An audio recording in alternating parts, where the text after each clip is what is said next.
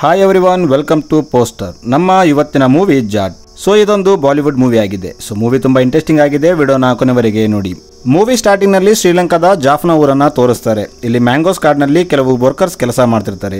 ಇವರನ್ನ Sri Lankan army monitoring ಮಾಡ್ತಿರುತ್ತೆ. ಆಗ ಈ ಗುಂಪಲ್ಲಿ ರಾಣತುಂಗ ಅನ್ನೋ ಒಬ್ಬ ವ್ಯಕ್ತಿ ಇರ್ತಾನೆ. ಈತ ಅಲ್ಲಿ ಅಗಿತಿರ್ತಾನೆ. ಈತನಿಗೆ ಗೋಲ್ಡ್ ನಿಂದ ತುಂಬಿದ ಒಂದು ಬಾಕ್ಸ್ ಸಿಗುತ್ತೆ. ಆಗ ರಾಣ ಅದನ್ನ ಆರ್ಮಿ ಅವರಿಗೆ ಹೇಳದೆ ತನ್ನ ತಮ್ಮ ಸೋಮುಲಿಗೆ ಹೇಳ್ತಾನೆ. ರಾಣ ಸೋಮುಲಿಗೆ ಲೈಫ್ ಪೂರ್ತಿ ಇದೇ ತರ ಕಷ್ಟಪಡೋದಕ್ಕಿಂತ ಒಂದೇ ಸಾರಿ ಈ ಗೋಲ್ಡ್ ನಮ್ಮದಾದ್ರೆ ನಾವು ಲೈಫಲ್ಲಿ ಸೆಟ್ಲ್ ಆಗ್ಬಹುದು ಅಂತ ಹೇಳ್ತಾನೆ. ಈಗ ಇವರು ಅಲ್ಲಿದ್ದ ಆರ್ಮಿಯವರನ್ನ ಶೂಟ್ ಮಾಡಿ ಅಲ್ಲಿಂದ ಶ್ರೀಲಂಕನ್ ಬಾರ್ಡರ್ ನ ಕ್ರಾಸ್ ಮಾಡಿ ಇಂಡಿಯಾಗೆ ಬರ್ತಾರೆ. ಇಲ್ಲಿ ಇವರು ಒಂದು ಕಡೆ ಗೋಲ್ಡ್ ನ ಬಚ್ಚಿಟ್ಟು ಅಲ್ಲಿಂದ ಹೋಗ್ತಿದ್ದಾಗ ಅಲ್ಲಿ ಇಂಡಿಯನ್ ಪೊಲೀಸ್ ಬರ್ತಾರೆ. ಇವರು ರಾಣ ಮತ್ತು ಅವನ ಗ್ಯಾಂಗ್ ನ ಅರೆಸ್ಟ್ ಮಾಡ್ತಾರೆ. ಇವರ ಹತ್ರ ಇಂಡಿಯನ್ ಸಿಟಿಜನ್ ಅನ್ನೋಕೆ ಯಾವುದೇ ಐಡಿ ಇರಲ್ಲ.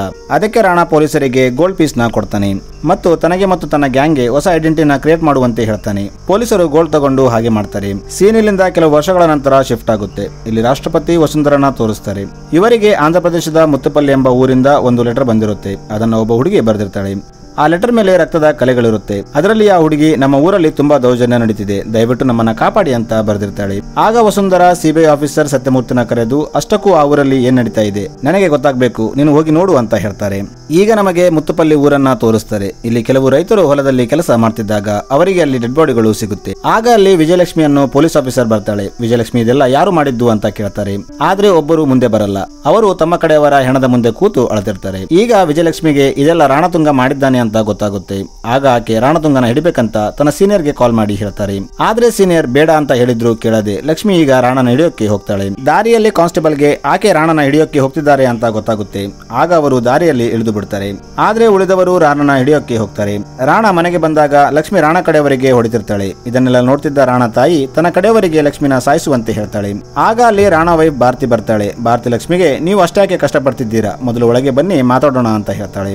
ಲಕ್ಷ್ಮಿ ಒಳಗೆ ಹೋದಾಗ ಭಾರತಿ ತನ್ನಲ್ಲಿದ್ದ ರೌಡಿಗಳಿಂದ ಲಕ್ಷ್ಮಿ ಮತ್ತು ಟೀಮ್ಗೆ ಹೊಡಿಸ್ತಾಳೆ ಮತ್ತು ಅವರ ಯೂನಿಫಾರ್ಮ್ ನ ತೆಗೆಸಿ ಒಂದು ರೂಮ್ ಅಲ್ಲಿ ಲಾಕ್ ಮಾಡ್ತಾಳೆ.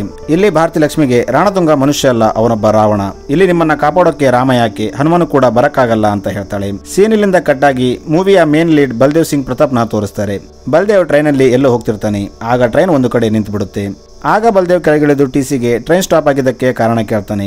ಆಗ ಟಿಸಿ ಮುಂದೆ ಒಂದು ಗೂಡ್ಸ್ ಗಾಡಿ ಪಲ್ಟಿ ಹೊಡೆದಿದೆ, ಅದು ಕ್ಲಿಯರ್ ಆಗುವವರೆಗೂ ಟ್ರೈನ್ ಇಲ್ಲೇ ಇರುತ್ತೆ ಅಂತ ಹೇಳ್ತಾನೆ. ಆಗ ಬಲ್ದೇವ್ ಅಲ್ಲಿವರೆಗೆ ಏನಾದ್ರೂ ತಿನ್ನೋಣ ಅಂತ ನೋಡ್ತಾನೆ. ಆದ್ರೆ ಅಲ್ಲಿ ಯಾವುದೇ ಹೋಟೆಲ್ ಇರಲ್ಲ. ಸ್ವಲ್ಪ ಮುಂದೆ ಹೋದಾಗ ಬಲ್ದೇವ್ಗೆ ಒಂದು ಸಣ್ಣ ಹೋಟೆಲ್ ಕಾಣುತ್ತೆ. ಇಲ್ಲಿ ಬಲ್ದೇವ್ ಇಡ್ಲಿ ತಿಂತಿರ್ತಾನೆ. ಆಗ ಅಲ್ಲಿ ಕೆಲವು ರೌಡಿಗಳು ಬರ್ತಾರೆ. ಇವರು ಡಿಕ್ಕಿ ಹೊಡೆದಿದ್ದಕ್ಕೆ ಬಲ್ದೇವ್ ಕೈಲಿದ್ದ ಪ್ಲೇಟ್ ಬಿದ್ದುಬಿಡುತ್ತೆ. ಇವರು ಹೋಟೆಲ್ ಓನರ್ ಜೊತೆನೂ ಮಿಸ್ಬಿಹೇವ್ ಮಾಡ್ತಿರ್ತಾರೆ. ಆಗ ಬಲ್ದೇವ್ ಅವನಿಗೆ ನೀನು ಡಿಕ್ಕಿ ಹೊಡೆದಿದ್ದಕ್ಕೆ ನನ್ನ ಕೈಯಲ್ಲಿದ್ದ ಇಡ್ಲಿ ಕೆಳಗೆ ಬಿತ್ತು, ನೀನು ಸಾರಿ ಕೇಳು ಅಂತ ಹೇಳ್ತಾನೆ. ಇದನ್ನ ಕೇಳಿ ಆ ರೌಡಿಗಳು ನಗೋಕ್ಕೆ ಸ್ಟಾರ್ಟ್ ಮಾಡ್ತಾರೆ. ಆದ್ರೆ ಬಲ್ದೇವ್ಗೆ ಅದು ಇಷ್ಟ ಆಗಲ್ಲ. ಆಗ ಬಲ್ದೇವ್ ಒಂದೊಂದಾಗಿ ಅವರನ್ನೆಲ್ಲ ಹೊಡಿತಾನೆ. ಆದ್ರೆ ಕೊನೆಗೆ ಬಲ್ದೇವ್ ಪ್ಲೇಟ್ ಬೆಳೆಸಿದವನಿಗೆ ಸಾರಿ ಕೇಳುವಂತೆ ಹೇಳ್ತಾನೆ. ಆದ್ರೆ ಆತ ನಾನು ಯಾರ ಕಡೆಯವನು ಅಂತ ನಿನಗೆ ಗೊತ್ತಿಲ್ಲ ಅಂತ ಹೇಳ್ತಾನೆ. ಆಗ ಬಲ್ದೇವ್ ಯಾರ ಕಡೆಯವನು ಅಂತ ಕೇಳ್ತಾನೆ. ಆಗ ಆತ ನಾನು ಲೋಕಲ್ ಲೀಡರ್ ರಂಜಿತ್ ಕಡೆಯವನು ಅಂತ ಹೇಳ್ತಾನೆ. ಆಗ ಬಲ್ದೇವ್ ಅವನನ್ನ ಕರ್ಕೊಂಡು ರಂಜಿತ್ ಮನೆಗೆ ಬರ್ತಾನೆ. ಇಲ್ಲಿ ರಂಜಿತ್ಗೆ ಸಾರಿ ಕೇಳುವಂತೆ ಹೇಳ್ತಾನೆ. ಆದ್ರೆ ರಂಜಿತ್ ಕೂಡ ಸಾರಿ ಕೇಳೋದಿಲ್ಲ. ಆಗ ಬಲ್ದೇವ್ ಅವನಿಗೆ ಮತ್ತು ಅವನ ಕಡೆಯವರಿಗೆ ಹೊಡಿತಾನೆ. ಆಗ ರಂಜಿತ್ ನಾನು ಯಾರ ವ್ಯಕ್ತಿ ಅಂತ ಗೊತ್ತಾದ್ರೆ ನಿನಗೆ ಹಾರ್ಟ್ ಅಟ್ಯಾಕ್ ಆಗುತ್ತೆ ಅಂತ ಹೇಳ್ತಾನೆ. ಆಗ ಬಲ್ದೇವ್ ಹೌದಾ, ಹಾಗಾದ್ರೆ ನೀನು ಯಾರ ಕಡೆಯವನು ಅಂತ ಕೇಳ್ತಾನೆ. ಆಗ ರಂಜಿತ್ ನಾನು ಸೋಮುಲು ಕಡೆಯವನು ಅಂತ ಹೇಳ್ತಾನೆ.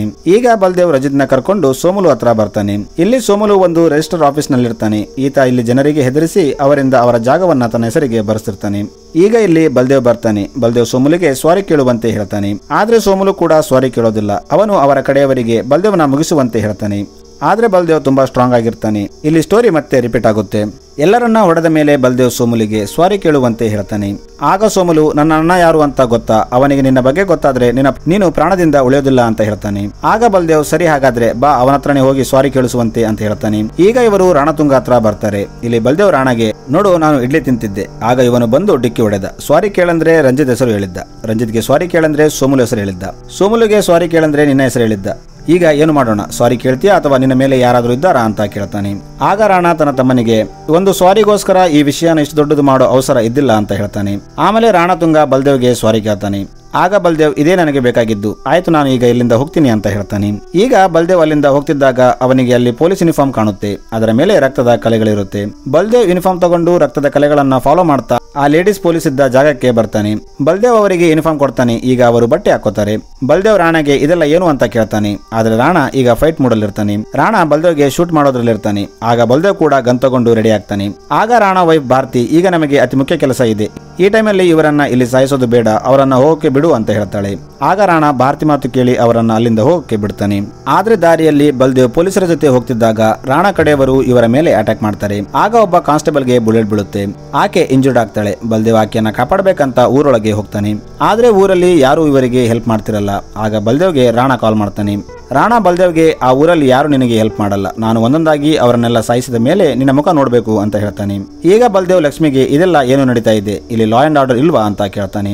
ಆಗ ಲಕ್ಷ್ಮಿ ರಾಣಾ ಬಗ್ಗೆ ಹೇಳ್ತಾಳೆ. ಸ್ಟೋರಿ ಪ್ರಾಸ್ಟ್ಗೆ ಹೋಗುತ್ತೆ. ಸೀನ್ ಸ್ವಿಟ್ಜರ್ಲೆಂಡ್ ಕಡೆ ಶಿಫ್ಟ್ ಆಗುತ್ತೆ. ಇಲ್ಲಿ ಕೆಲವು ಸೈಂಟಿಸ್ಟ್ಗಳು ಮುತ್ತಪಲ್ಲಿ ಊರಿನ ಭೂಮಿಯಲ್ಲಿ ಥೋರಿಯಂ ಇದೆ ಅಂತ ಕಂಡು ಹಿಡಿದಿರ್ತಾರೆ. ಆಗ ರಾಜಕಾರಣಿಗಳು ಥೋರಿಯಂನ ಹೊರಗೆ ತೆಗಿಬೇಕಂತ ಅಲ್ಲಿ ಇರೋ ಊರಿನ ಜನರನ್ನ ಖಾಲಿ ಮಾಡಿಸುವ ಕೆಲಸವನ್ನ ರಾಣಾಗೆ ಕೊಟ್ಟಿರ್ತಾರೆ. ರಾಣಾ ಬಲವಂತದಿಂದ ಅಲ್ಲಿನ ಜಮೀನುಗಳನ್ನ ತನ್ನ ಹೆಸರಿಗೆ ಬರೆಸಿರ್ತಾನೆ ಮತ್ತು ಯಾರು ಕೇಳಲ್ವೋ ಅವರನ್ನ ಸಾಯಿಸ್ತಿರ್ತಾನೆ. ಈಗ ಸ್ಟೋರಿ ಪ್ರೆಸೆಂಟ್ಗೆ ಬರುತ್ತೆ. ಇಲ್ಲಿ ಬಲ್ದೇವ್ ಅವರಿಗೆ ನಾವು ಪಕ್ಕದ ಊರಿನಲ್ಲಿರೋ ಪೊಲೀಸರಿಂದ ಹೆಲ್ಪ್ ತಗೋಬಹುದಲ್ಲ ಅಂತ ಕೇಳ್ತಾನೆ. ಆದ್ರೆ ಬಲ್ದೇವ್ಗೆ ಅಕ್ಕಪಕ್ಕದ ಎಲ್ಲ ಊರಿನ ಪೊಲೀಸರು ರಾಣಾಗಾಗಿ ಕೆಲಸ ಮಾಡ್ತಾರೆ ಅಂತ ಗೊತ್ತಿರೋದಿಲ್ಲ. ಈಗ ಇವರು ಪೊಲೀಸ್ ಸ್ಟೇಷನ್ಗೆ ಬರ್ತಾರೆ. ಇಲ್ಲಿ ಬಲ್ದೇವ್ ರಾಣತುಂಗ ವಿರುದ್ಧ ಕೇಸ್ ದಾಖಲಿಸುವಂತೆ ಹೇಳ್ತಾನೆ. ಆದ್ರೆ ಎಸ್ಐ ಬಲ್ದೇವ್ನ ಸರ್ಪಣಗಳಿಂದ ಕಟ್ಟಾಕ್ತಾನೆ. ಆಮೇಲೆ ಸೋಮುಲಿಗೆ ಫೋನ್ ಮಾಡಿ ಬಲ್ದೇವ್ನ ಹಿಡಿದಿಟ್ಟಿದ್ದೀವಿ ಅಂತ ಹೇಳ್ತಾನೆ. ಆಗ ಸೋಮುಲು ಅವನನ್ನ ಅಲ್ಲೇ ಕಟ್ಟಿ ಹಾಕು, ನಾವು ಬರ್ತೀವಿ ಅಂತ ಹೇಳ್ತಾನೆ. ಇವರು ಬಲ್ದೇವ್ನ ಕಟ್ಟಿ ಹಾಕಿ ಹೊಡಿತಿರ್ತಾರೆ. ಆಗ ಅಲ್ಲಿ ಸೆಲ್ನಲ್ಲಿದ್ದ ಕೈದಿಯೊಬ್ಬನು ಬಲ್ದೇವ್ನ ನೋಡಿ ಶಾಕ್ ಆಗ್ತಾನೆ. ಈತ ಪೊಲೀಸರಿಗೆ ನಾನು ಕೆಲವು ವರ್ಷಗಳ ಹಿಂದೆ ಒಂದು ಫಾರಿನ್ ಜೈಲಲ್ಲಿದ್ದೆ, ಅಲ್ಲಿ ಈ ವ್ಯಕ್ತಿ ಕೂಡ ಇದ್ದ, ಈತ ಅಲ್ಲಿ ಮಾರಣಹೋಮನೆ ಮಾಡಿದ್ದ, ಇಂಥ ವ್ಯಕ್ತಿ ಜೊತೆ ಆಟ ಆಡ್ತಿದ್ದಿರಲ್ಲ ಅಂತ ಹೇಳ್ತಾನೆ. ಈಗ ಇಲ್ಲಿ ಸೋಮುಲು ಬರ್ತಾನೆ. ಸೋಮುಲನ ನೋಡಿ ಬಲ್ದೇವ್ ಸರ್ಪಣೆಗಳಿಂದ ಬಿಡಿಸ್ಕೊಂಡು ಅವರನ್ನೆಲ್ಲ ಹೊಡಿತಾನೆ. ಇಲ್ಲಿ ಬಲ್ದೇವ್ ಫುಲ್ ಅಗ್ರೆಸಿವ್ ಆಗಿರ್ತಾನೆ. ಈತ ಸೋಮುಲನ ಸಾಯಿಸ್ಬಿಡ್ತಾನೆ. ಸ್ವಲ್ಪ ಹೊತ್ತಿಗೆ ಅಲ್ಲಿ ರಾಣಾ ಬರ್ತಾನೆ. ಆದ್ರೆ ಅಷ್ಟೊತ್ತಿಗೆ ಬಲ್ದೇವ್ ಅಂಡ್ ಟೀಮ್ ಅಲ್ಲಿಂದ ಹೋಗಿರ್ತಾರೆ. ರಾಣಾ ಅಲ್ಲಿಗೆ ಬಂದಾಗ ತನ್ನ ತಮ್ಮ ಸತ್ತೋಗಿರೋದನ್ನ ನೋಡ್ತಾನೆ. ಆಗ ಬಲ್ದೇವ್ ರಾಣಾಗೆ ಕಾಲ್ ಮಾಡಿ ನಮ್ಮ ಕಡೆಯವರು ಸತ್ತರೆ ಹೇಗನಿಸುತ್ತೆ ಅಂತ ಗೊತ್ತಾಯ್ತಾ ಅಂತ ಕೇಳ್ತಾನೆ. ಈಗ ಸೀನ್ ಸಿಬಿಐ ಆಫೀಸರ್ ಸತ್ಯಮೂರ್ತಿ ಕಡೆ ಶಿಫ್ಟ್ ಆಗುತ್ತೆ. ಇಲ್ಲಿ ಸತ್ಯಮೂರ್ತಿಗೆ ಆ ಊರಿನ ಪರಿಸ್ಥಿತಿ ಅರ್ಥವಾಗಿರುತ್ತೆ. ಅದಕ್ಕೆ ಆತ ಆರ್ಮಿಗೆ ಕಾಲ್ ಮಾಡಿ ಈ ಊರಿನ ಪೊಲೀಸರು ರಾಣಾ ಜೊತೆ ಸೇರ್ಕೊಂಡಿದ್ದಾರೆ. ಈಗ ಇಲ್ಲಿ ರಾಣಾ ತನ್ನ ಸಿಂಡಿಕೇಟ್ ನ ನಡೆಸಿದ್ದಾನೆ, ಇವನನ್ನ ತಡಿಬೇಕಂದ್ರೆ ಆರ್ಮಿ ಬೇಕು ಅಂತ ಹೇಳ್ತಾನೆ.